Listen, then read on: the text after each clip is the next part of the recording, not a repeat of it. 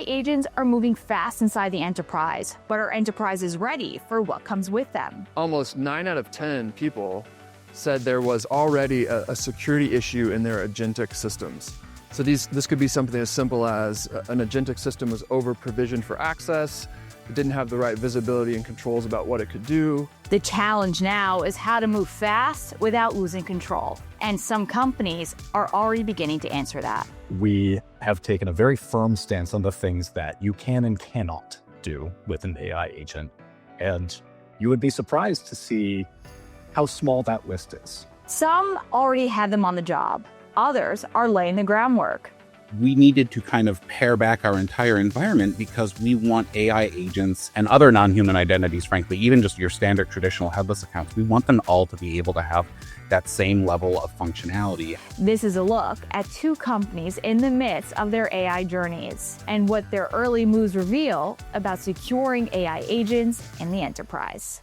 Brian Meister says Yahoo is rebuilding with a simple goal: make sure AI agents can follow the same access and approval flows as employees. Being able to have them use similar access request flows, having all of those things work the same way down the road will allow that day one new hire who's coming in and knows nothing about your corporate ecosystem just to say, oh, this is where I request access to everything for everything that I'm going to be owning. So if you're able to manage effectively the least privilege of these accounts and these agents and identities by ensuring that you're constantly monitoring and revoking access and you're detecting ones that you didn't create, the rest of the paradigm is going to fall into place very, very quickly. And that's what Ramp is working through in real time. We have things that are cloud coding agents. We have internal research agents. At our product level, we have our policy agent that's actually been up and running for quite a while.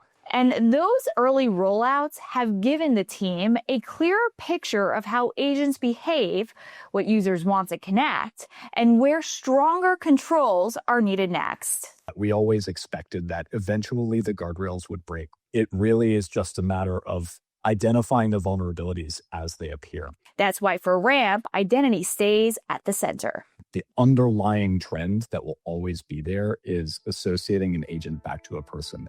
Together, Yahoo and Ramp point to the same reality. AI agents may be new, but the security model can't be an afterthought. It's critical. It's not, oh, we can get to this later.